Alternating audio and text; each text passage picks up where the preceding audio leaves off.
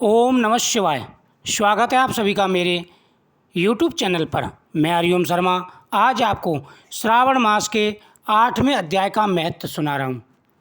भगवान शिव बोले कि हे सनत कुमार, अब मैं समस्त पापों का नाश करने वाले बुद्ध गुरु व्रत का वर्णन करूँगा, जिसे श्रद्धापूर्वक करके मनुष्य परम सिद्धि प्राप्त करता है। ब्रह्मा जी ने चंद्रमा को ब्राह्मणों के राजा के रूप में अभिषिक्त किया। किसी समय उसने रूप तथा यौवन से संपन्न तारा नामक गुरु पत्नी को देखा। उसकी रूप संपदा से मोहित होकर वह काम के वशीभूत हो गया और उसने अपने घर में रख लिया। इस प्रकार बहुत दिन बीतने पर उसे बुद्ध नामक एक पुत्र हुआ, जो बुद्धिमान, सौंदर्यशाली तथा सभी शुभ लक्षणों से युक्त था। गुरु बृहस्पति को ज्ञात हुआ कि तारा चंद्रमा के घर में स्थित है। तब उन्होंने चंद्रमा से कहा कि मेरी पत्नी को वापस कर दो। अनेक तरह से समझाने पर भी जब चंद्रमा ने तारा को वापस नहीं दिया, तब बृहस्पति ने देवताओं की सभा में जाकर देवराज इंद्र को यह वृत्तांत बताया और कहा कि हे सुख, आप देवताओं के राजा हैं, अतः अपनी आज्ञा से आप उसे दिलाएं, अन्यथा उस चंद्रमा के द्वारा किया गया पाप आपको निसंदेह लगेगा, क्योंकि शास्त्र निर्णय के अनुसार प्रजा के द्वारा किए गए पाप को राजा भोगता है। पुराणों में भी ऐसा कहा गया है कि दुर्बल का बल राजा होता है। गुरु का यह वचन सुनकर चंद्रमा ने कहा, मैं आपकी आज्ञा से तारा को तो दे दूंगा, किंतु इस पुत्र को नहीं दूंगा। शास्त्र के अनुसार विचार करके देवताओं ने उस बुद्ध को चंद्रमा को दे दिया।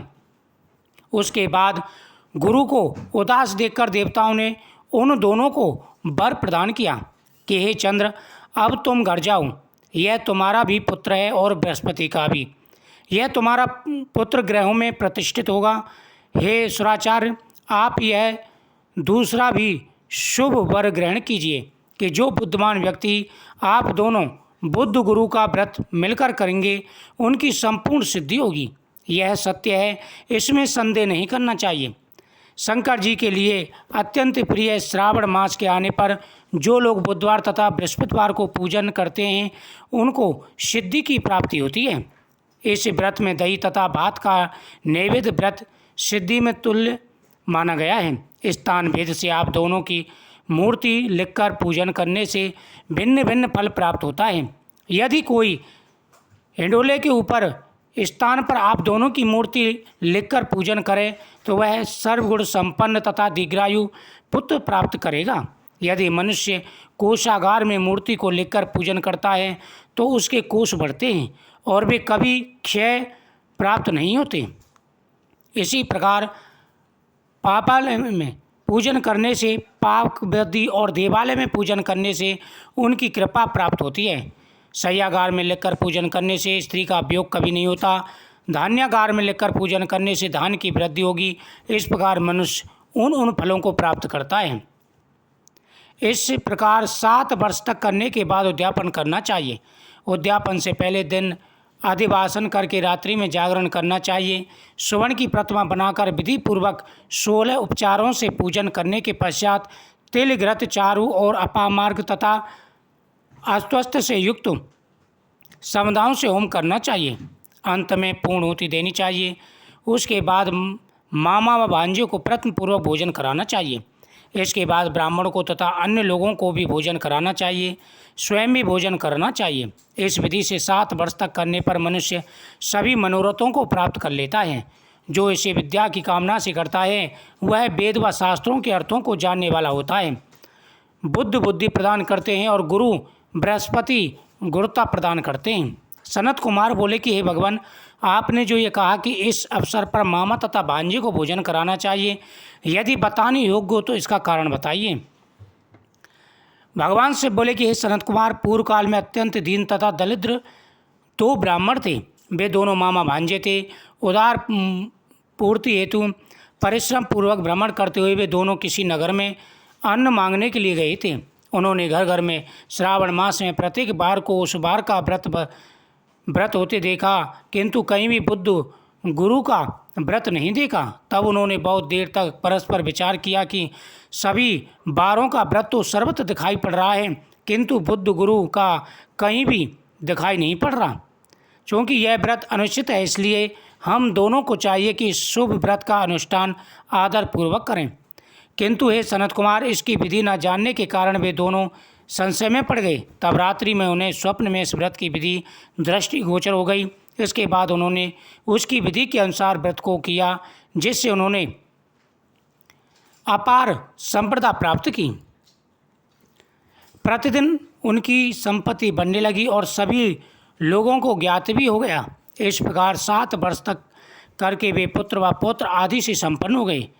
उसके बाद उनके ऊपर प्रसन्न होकर बुद्ध व गुरु प्रकट हुए और उन्होंने उन दोनों को यह वर दिया, आप लोगों ने हम दोनों के निमित्त इस व्रत को प्रवर्तित किया है, अतः आज से कोई भी इस शुभ व्रत को करेगा, उसे व्रत की समाप्ति पर मामा तथा भांजे को प्रयत्नपूर्वक भोजन कराना चाहिए। इस व्रत के प्रभाव से उसे सभी कामनाओं की परम सिद्धि प्राप्त हो जाती है और अंत में चंद्र सूर्य वर्ष पर्यंत उसके लोक में वास करते हैं। हे सनत कुमार, गुरुवार के दिन धन प्राप्ति के लिए, घर में सुख समृद्धि के लिए व्रत रखा जाता है। वह संतान की प्राप्ति भी होती है। गुरुवार के दिन सुबह स्नान करें, स्नान के बाद में सूर्यदेव को अर्घ्य दें, फिर आप भगवान विष्णु के सामने दीपक जलाएं। दीपक जलाने के बाद में जो आपके मन में इच्छा हो, धन की इच्छा हो, संतान की इच्छा हो, घर में सुख शांति की इच्छा हो, उसी प्रकार से संकल्प करना चाहिए। उसके बाद में बृहस्पतिवार की कथा का श्रवण करना चाहिए। उसके बाद व्रत का नियम बनाएं। इस दिन कुछ नियमों का पालन करना चाहिए। घर में तामसिक भोजन नहीं बनना चाहिए। उसी प्रकार से बुध ग्रह का पूजन भी करना चाहिए। बुधवार के दिन जो व्यक्ति बुध ग्रह की पूजा करते हैं, साथ ही गणेश जी की भी पूजा करते हैं, उनके सभी कार्य सिद्ध हो जाते हैं, धन बढ़ता है, सुख समृद्धि बढ़ती है। श्रावण मास के एक ही दिन का विशेष महत्व है। प्रतिदिन श्रावण मास के हर दिन के दिन पूजन करना चाहिए। सोमवार के दिन मेरा पूजन करें, पार्वती का पूजन करें, साथ ही मंगलवार के दिन मंगला गौरी में पार्वती का पूजन करना चाहिए।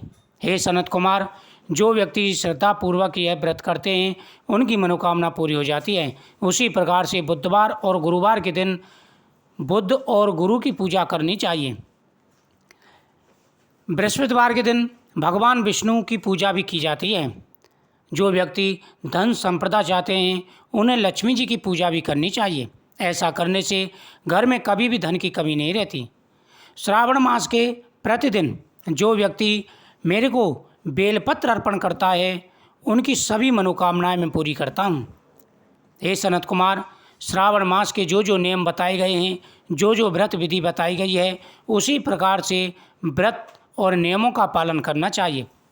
इससे जीवन में आ रही सारी विपदाएं दूर हो जाती हैं, धन बढ़ता है, संतान प्राप्ति होती है और जीवन में कभी भी कष्ट नहीं होता। हे सनत कुमार, मुझे उम्मीद है आपको यह दृष्टांत बहुत ही अच्छा लगा होगा और पूजा विधि भी समझ में आई होगी। सनत कुमार ने कहा कि हे प्रभु, आपने मुझे बहुत ही विस्तार से बताया है। अब मुझे समझ में आया कि गुरु और बुद्ध की पूजा जरूर करनी चाहिए। यह श्रावण मास के 8वें अध्याय की कथा थी। इस कथा के श्रवण मात्र से ही धन और सुख समृद्धि की प्राप्ति होती है।